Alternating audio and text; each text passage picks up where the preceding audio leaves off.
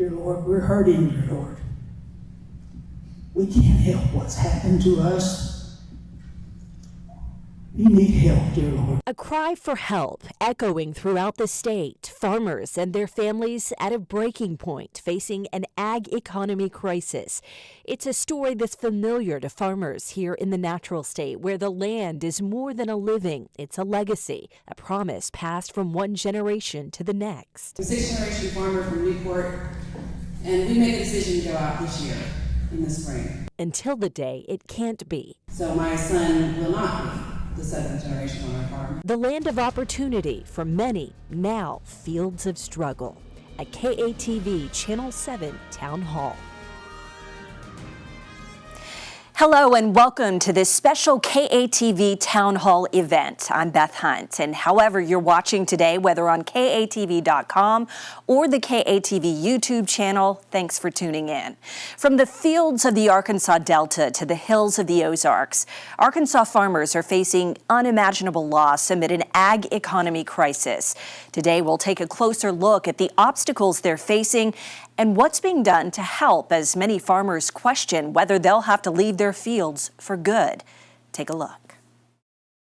5 of my customers have committed suicide. That's how serious that this is. The agriculture industry consistently ranks among the professions with the highest rates of suicide. The suicide rate among farmers is about 3.5 times higher than the general population. A dismal global market and plunging commodity prices mean there's little hope of breaking even for many. Inflation and tariffs simply add to the pressure. This time last year, the rice price was about 40% higher than it is now. The inputs costs have gone up. So after a horrible year last year where most farmers in Arkansas Delta lost money, this year's going to be worse. Though President Donald Trump's big, beautiful bill provided an update to subsidies for farmers, they won't see those federal dollars until late 2026. Unless Congress steps in to provide immediate relief, some economists have projected that as many as 1/4 or even 1/3 of Arkansas farmers will face bankruptcy or be forced to leave the business. I'm a sixth-generation farmer from Newport, and we made the decision to go out this year in the spring. So my son will not be the seventh generation on our farm. On top of all of that, heavy rainfall in the spring left many Arkansas fields underwater.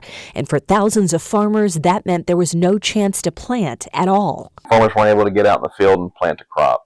So it was really too wet. At the beginning of the year, we got about 3 months worth of rain in about 3 days back in early April. This year we saw about 1 million acres that weren't able to be planted just because it was just too wet in the beginning part of the year. That's nearly 20% of the state's normal cropland. With negative farm income projections and competition from other land uses, farmers have some tough decisions ahead. They are facing that right now, and they will face that going to 2026 and beyond. Just like, how long can I continue to eat away at any equity that I've built up before I do switch to an alternative use, or before I do exit, or before I do retire? Experts say 2026 could bring only a marginal improvement for most producers, meaning many farmers may be planting less or not at all yet again next spring. In September, Arkansas farmers gathered to share their concerns and struggles with staffers from the state's congressional delegation. We have to have ad hoc payments right now to make it through this year. If there's no emergency funding this year, there will be 1 out of 3 farmers will file bankruptcy. Their cries for help did not appear to fall on deaf ears. Take your message. We're going to get it back to D.C. We're going to do everything we can to get you the help you need. In October, 1st District Congressman Rick Crawford introduced the Bridge the Gap for Rural Communities Act, legislation that hopes to help farmers until the updated farm provisions in the Working Families Tax Cut Act take full effect in 2026. The goal is to give farmers some breathing room as they work through the operating costs for next season. But until then, what? Farmers, in my opinion, dear Lord, and it's only my opinion, are closer to Thee than anyone else on this earth, because we deal with Your earth every day. Dear Lord, we're hurting, dear Lord. We can't help what's happened to us.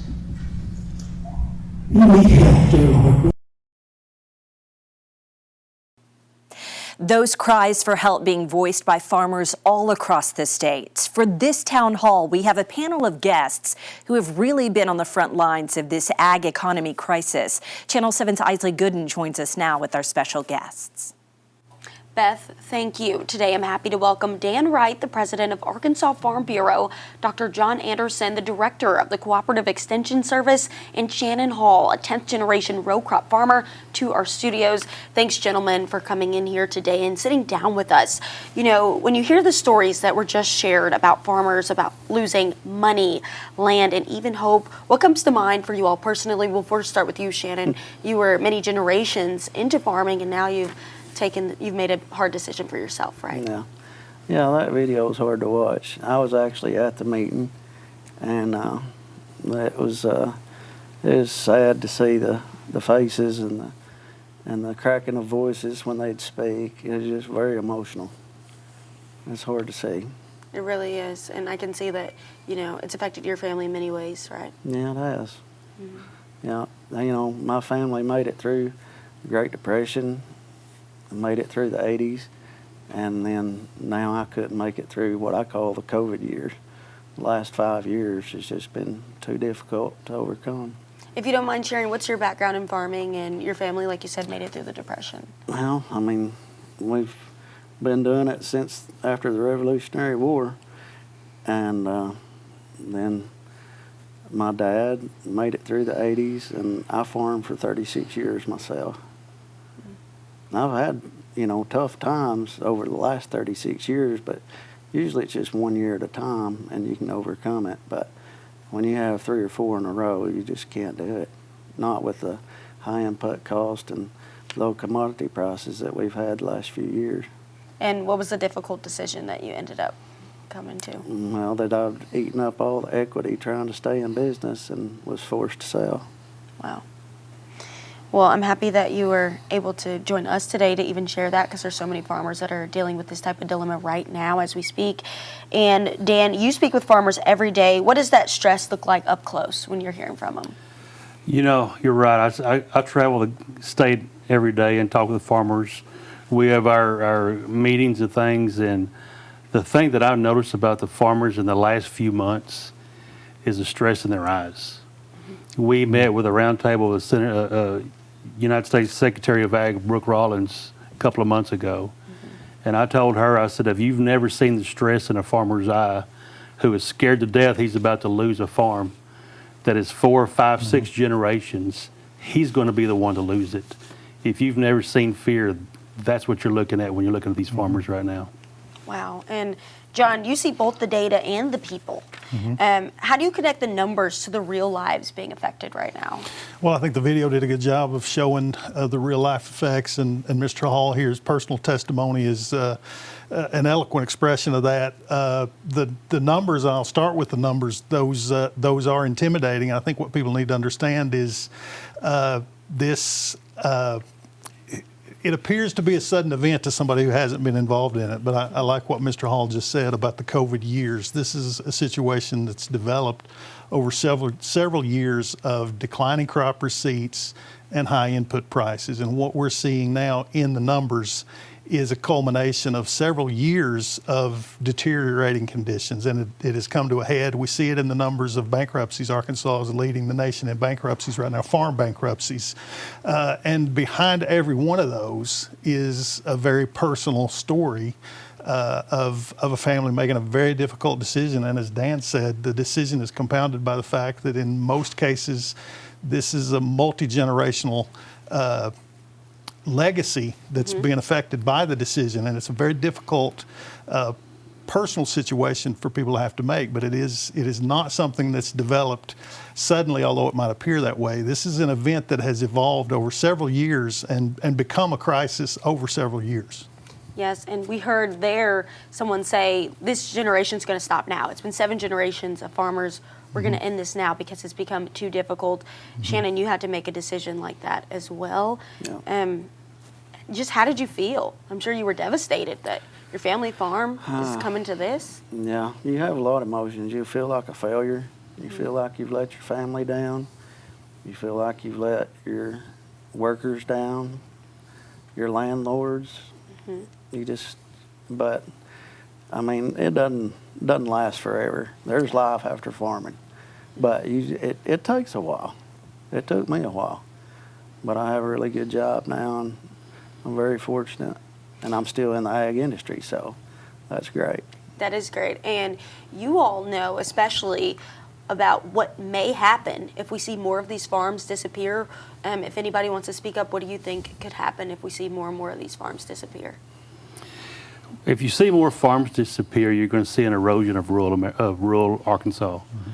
You drive down some of the Delta roads today, some of the towns that were thriving 20, 25 years ago are almost ghost towns now. And like Shannon was talking about, the people that were associated with his farm, the workers that were there, suddenly they're out of job. The people who he bought parts from, bought gas from, bought groceries from, suddenly that's one more customer they don't have. And the more farmers that leave and go out of business, the more that becomes a big problem for those stores and companies, and they quit. And then you look at your schools. When there's less kids going to that school erodes, and suddenly there's no school in that area now. We're having to bus kids to the next town over, the next county over. It's a domino effect. It's a domino effect. And I would add to what Dan is saying. I mean, agriculture is the #1 industry in the state of Arkansas. It's a $25 billion industry.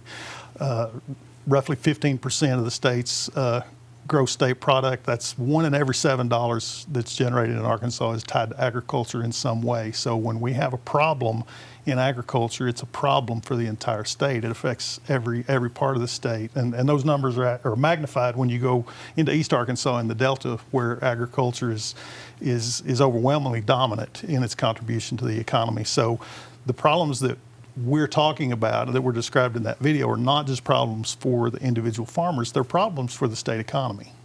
Definitely, especially when you say it's the #1 industry here. And it's not just the economic impact, it's also the weather that some farmers are seeing big setbacks from. Anything can go wrong. What setback is that whenever the weather is also, there's more of a drought some years, or it's just not the right climate for your livestock or whatever you're farming there? Yeah, it's one of the other things that you can't control. There are so many factors that farmers can't control. You can't control the weather. You can't predict your planting dates. You just have to go when it's time to go and do the best you can and just have faith that it's going to work out. Dan, how are farmers describing this year to you right now? Farmers are telling me that this is, Shannon's alluded to not having control. This is the year that they absolutely have no control. We've had the heavy rains early in the spring. They couldn't plant. There's probably more ground not planted this year than ever before. But it's not only the Mother Nature aspect, but it's also goes into political aspects. Our delegation here in Arkansas, they get it. They understand what we're talking about. Your next guest later on, one of our greatest advocates in Washington, D.C., Mr. Fitzelder, and they get it. Senator John Bozeman gets it. But they're feeling like it's almost, we don't know if we're going to make it for another year. And they're seeing all these sales. Right now we're having record auction sales going on, record bankruptcies happening. And they're all looking at me and saying, are we next? And they're coming to me and asking, can we expect to be in business for another year? And right now, we don't have the answer. To echo what Dan is saying, that highlights the difficulty of the decision that farmers have to make in this situation. I think why this year feels especially difficult for a lot of farmers is we've had really 3 years of eroding conditions without prospects of that turning around.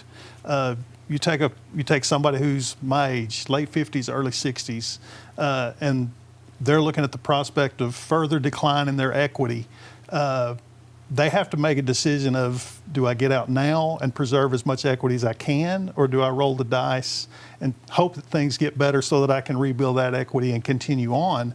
And again, depending on where you are in the life cycle of that farm, that's an incredibly difficult decision to make. And it's not a decision that can be unwound once it's made.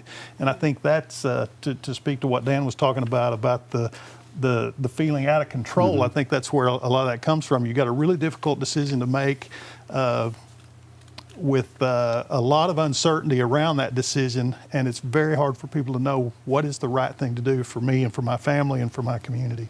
Most of the time when you have a bad year, you can go back to your management style. If something happened that it did differently or wrong. We're not seeing that in the last couple of years. We're not. And a lot of farmers have been speaking out, saying just how desperate they are and upset, and they don't know what to do. Is there any solution that we can talk about right now, or any type of hope that they can cling on to at this time? I think in the short run, obviously this is a complicated problem, and there aren't typically simple solutions to complicated problems. We did just have an announcement of an emergency program for farmers. That's a short-run response to this situation, and what's being proposed won't cover losses for most people, but it will help. And I think the idea of that is to get people through to next year. Hopefully things will improve. There'll be some changes in farm policy that are coming along from the One Big Beautiful Bill that might help. But the short-run response is let's provide funds to get people through this emergency time. That's not a long-run solution, though. A longer-run solution is going to have to deal with the underlying causes that are contributing to these multi-year low returns. So the most obvious thing there is what do we do? How can we work on the demand side of the market to improve these markets, to improve demand for American farm products so that prices go up and we get more support from the market? Where are the resources for those farmers that are in distress right now? Who could they reach out to if they want some hope, or they want to know how they can help out with this too? Well, immediately the emergency program is going to be administered by the Farm Service Administration, FSA, and our farmers are intimately familiar with dealing with FSA through their county offices, and so they need to make sure that they have everything in order with FSA to be eligible for the emergency payments that will be coming. Yeah, FSA is the main people they can reach out to. Okay. They can reach out to their representatives and senators on the national level. And I would add to that. Obviously, I'm a director of the Extension Service. Cooperative Extension has a tremendous number of resources that farmers can use. Again, priority number one should be making sure that you're in line for the emergency assistance that's coming. But for help with making management decisions, financial planning decisions, financial stress, family stress decisions, reach out to your county agent. Cooperative Extension Service has a lot of resources, and we are here to help. We're here to help Arkansas farmers and their families. And Shannon, as we close out, you shared some of your story and that there's life after farming. Do you have any words of encouragement for people that are going through this right now in the same shoes as you? Yeah, just keep your head up, and if you have to make tough decision about getting out, there's other things you can do. It'll all work out. It'll all work out. Thank you all so much, gentlemen, for sitting down with me. Thank you. Thank you. Thank you.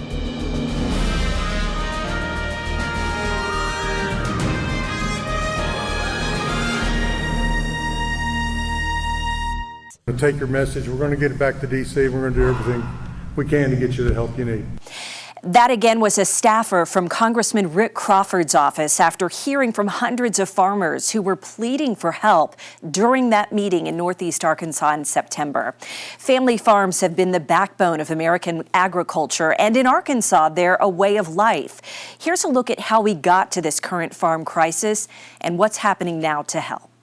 In 1994, NAFTA took effect, expanding markets, but also opening U.S. farmers to more competition. For many small Arkansas row crop operations, that meant tighter margins almost immediately. Companies like Monsanto, Syngenta, DuPont, and others, once separate players, started merging or acquiring shrinking competition. These mergers would later drive up costs for seed, chemicals, and many other expenses. By 2017, many of those large seed and chemical companies consolidated. Because of those mergers, the seed market was reduced to just 4 major players. From 2018 to 2020, tariffs on soybeans, cotton, rice, and other crops caused a significant drop in exports, specifically to China. Then came COVID, supply chain breakdowns, plant closures, and contract growers being especially vulnerable to shocks. Then there's the high cost of fertilizer and chemicals. Many of those inputs are produced or distributed by the very companies that merged in earlier years, giving them even more pricing power. Combined with mounting farm debt, many small farmers saw shrinking returns. In 2025, China imposed retaliatory tariffs on U.S. ag exports. At the same time, tariffs on steel and aluminum increased, further raising the cost of farm machinery, fertilizer, infrastructure, and more. The result, fewer markets, higher costs, and tighter margins. As input costs soar and export markets shrink, many are rethinking how or even whether they can keep farming. Over the years, lawmakers at both the federal and state levels stepped in with measures they said were aimed at keeping small farms alive. At the national level, one of the biggest tools has been the Farm Bill. It's reauthorized every 5 years, with the most recent passing in 2018. It now covers a wide range of programs, including crop insurance, conservation, food assistance, also known as SNAP, and rural development. In 2023, Congress failed to pass a new farm bill, opting for an extension. In ending the recent government shutdown in 2025, lawmakers passed another one-year extension of that 2018 farm bill, the third such extension. Here at home, Arkansas has pushed measures like the Right to Farm Act, tax exemptions on farm equipment, grants through the Arkansas Department of Agriculture, and loan programs that help young or first-time farmers get started. For small producers with thin margins, some of these programs could make the difference between staying afloat and shutting down. And American farmers got word recently of a new $12 billion aid package announced by President Trump to provide relief. But is that aid package enough? Channel 7's Kaylin Clay joins us now with our next panel to discuss what's being done to help farmers now and improve their situation in the future. Kaylin. Well, Beth, thank you. We have with us now Fitz Elder, the Republican staff director for the U.S. Senate Agriculture Committee, Jared Yates, Executive Vice President of Arkansas Farm Bureau, and Ben Noble, Executive Vice President and Chief Operating Officer of Riceland Foods. Gentlemen, thanks so much for being here. Of course, today we've heard from a real farmer with real concerns. It's a huge issue going on, and I know that you all have some very expert advice to add to this subject. Of course, starting out with that $12 billion bailout President Trump is providing to farmers across the U.S. A lot of people are saying this isn't enough, only providing $50 per acre, essentially. What's kind of initial reaction to this? I'll go first. I think it was a good start. Obviously, when you're talking a package of that magnitude, it's not insignificant. It's a lot of resources that are being provided. But unfortunately, the gap that they're trying to bridge is wider than the package that was announced yesterday. So I think from our organization's perspective, it was a good place to start, but more is going to be needed. And I would agree with Ben. You know, I mean, the scope of the problem is so big. And $12 billion sounds like a big number. Right. But when you're talking about trying to support agriculture across all commodities and across the entire country, $12 billion just doesn't go very far. And so from the scope of the issue, it is a great first start, and I'm hoping there is more to come. I would just add, Senator Bozeman, who's the chairman of the Agriculture Committee, was with the president during the announcement, and he stated at that time that he was going to work with the president and Congress to see if there could be additional assistance. As Dr. Anderson from University of Arkansas said, there was over $30+ billion of losses this year, so obviously the need is great, and I think Congress is in a position where it would like to be helpful as well. And of course, we know that with the government shutdown, this delayed a lot of efforts too. And we know with this $12 billion package, it doesn't really take effect till February, till a couple of months away. Is it too little, too late? I think one of the things the administration is trying to do is producers should have some ideas of what the payment rates will be by the end of the month, the end of December. and the payments will go out in February, hopefully. And I think what that will allow the ag lending, the farm credit community and the ag lending community will have some idea of what producers will be eligible for, and that will help them make some financing decisions for the spring. I agree. Yeah, nothing more to add on that. Yeah, absolutely. And of course, we know that our governor here in Arkansas has really hit the ground running trying to provide some tax relief for farmers. Is that tax relief effective here in Arkansas? I think that any of the activities I've seen coming out of the state, every little bit helps.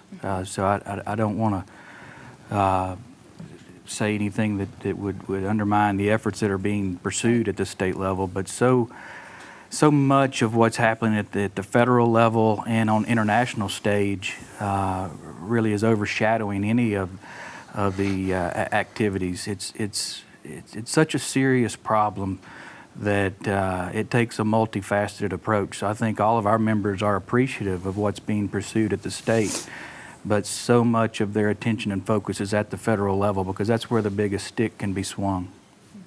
I would agree. I mean, I think it's beneficial, and our folks are appreciative of that. But I think the scale again of the issue and it's really a worldwide issue. Yes. And so there's no silver bullet solution to the problem. And Jared, this question's for you. I want to take you back to the early days of NAFTA and how that really shaped the Farm Bureau's advocacy. Can you tell me a little bit about that? Trade agreements and trade is obviously very important to farmers and important to our organization. There's some highlights and some good things that came out of NAFTA. World trade, North American trade, I hate to say, but I think there are some winners and losers. There's some commodities and stuff that saw benefits from NAFTA, while others didn't see as much benefit. So you kind of have those challenges when you look at a specific trade agreement. But I think it opened up our organization's eyes and our members' eyes to the importance of a trade agreement that you can depend upon and that you can plan for. I think those are kind of the takeaways from NAFTA from our standpoint. Yeah, and of course, something that you can depend upon with these tariffs, that's caused a lot of uncertainty for farmers, caused a lot of uncertainty in the United States, sort of this limbo back and forth between China and this tariff war between the U.S. and China. How is that affecting this broad issue? I mean, I think it's sort of, again, this is not a problem that just happened now. We've had 3 years of pretty substantial losses in Arkansas. And so the tariff situation obviously has made certain inputs more expensive. It's people retaliating and closed off trade. But we do have a significant issue just with demand and then competition from other countries that we really need to work on those things structurally to find some long-term solutions to the issues that Arkansas's farmers are facing. Can I add to that, Fitz? I mean, if you think about the tariffs, in one sense, it can be used as a tool to protect domestic industry from foreign entities that are acting in bad faith, that are bad actors. So it can be used as a tool to protect those here at home from people around the globe that aren't doing things the right way. Our industry has suffered through that acutely. You can point to India, you can point to Thailand, Vietnam. 32% of the rice that's consumed in the United States right now, 32% is actually imported from those countries. We've got enough rice right here in Arkansas to feed the whole United States. We don't need 32% coming in from foreign countries. But right now that tariff structure is not set up. We've been urging the administration to hold the bad actors accountable, because what they're doing is subsidizing their production in their country and then dumping it on the world market. Well, that has a depressing effect on commodity markets, and that's part of the pain that we're talking about here today. And I mean, you mentioned rice is a huge industry here in Arkansas, something that you want to see some domestic success in, I'm sure, in the long run. If we can get this farm funding issue under control, if there can, hopefully be a farm bill passed, I'm sure is a wish of yours. Do you think tariffs in the long run could help produce more domestic growth and success? Well, I'll start first on that. It depends on how you use the tariffs. I think that when the administration first started talking about reciprocal tariffs, in other words, look at the folks that are doing the most harm and being the most egregious in their utilization of trade policy. We were somewhat hopeful that that was the path that it was going that the tariff tool was going to be used. That's not exactly how it's played out. It's causing more disruption right now, and it's being used more broadly. So I'm hopeful that we can get back to more of that reciprocal approach, a little more targeted strike, as opposed to a shotgun approach. But I think I want to make sure you said something. We want to pass a farm bill. To be clear, and thank goodness you've got Fitz on the panel, Senator Bozeman and the Arkansas delegation and others were strong advocates to get the first, what I call Farm Bill 1.0. Agreed. So part of that farm bill has been approved. I want all of the farmers that are out there to understand there is a new safety net that is now current law and in effect. The challenge is most of the support levels from that bill won't actually materialize until the fall of next year, and that's a timing issue, which is why we're talking about a short-term solution and long-term solutions. But as far as some longer-term planning opportunities, for the next 5 years, there's a better safety net in place, thanks largely to the efforts of Chairman Bozeman and others who've been listening to us. As we said, we've got to have some more stability. Right. I agree. Yeah, and a question for you, Fitz, too. The 2018 Farm Bill has been extended 3 times. Yep. What's driving Sure. these repeated delays? So, I mean, let me just, to build on the point that Ben was making, we were able to make some substantial investments in the safety net. About $68 billion was invested in the safety net between the commodity programs and crop insurance this June when we did the One Big Beautiful Bill in Congress. So we have made the 2 titles that I think most farmers care about in Arkansas are the commodity title and the crop insurance title. We were able to address those and make substantial historic investments in those things. So that portion of the Farm Bill has been done. There are some remaining sort of issues that we need to do, and that's something we will take up in the 2026. And that will, help address some of the policy issues that we would like to deal with, some of the research issues that we need to continue to be, the most productive agricultural, system in the world.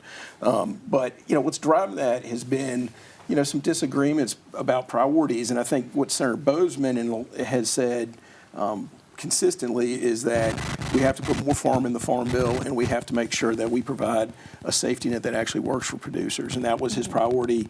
And until he took over as chairman this past spring, or this past January, there was an agreement to do that. And as chairman, he was able to get that done through the reconciliation package, through the One Big Beautiful Bill, and make those investments in the farm system. And that was his top priority. So we'll address the second half earlier in 2026, but the major safety net has already been dealt with, and we're really proud of that. Yes, and talking about something that you said, you have to put more farm in the Farm Bill. I think you credited that to Senator Bozeman. Yes. You're there on Capitol Hill. You see some of the political isolation, the heavy political climate, the repeated disagreements over issues. Is that getting in the way sometimes of listening to real farmers and listening to their voices? I mean, it's a good question. I think what you do find is the environment on Capitol Hill right now is challenging. Historically, agriculture has been a bipartisan issue. And the needs of farmers have been addressed in a bipartisan way. Right. I think what you found is it has been more complicated in recent years to address those concerns. And so that has stymied some efforts to get things done.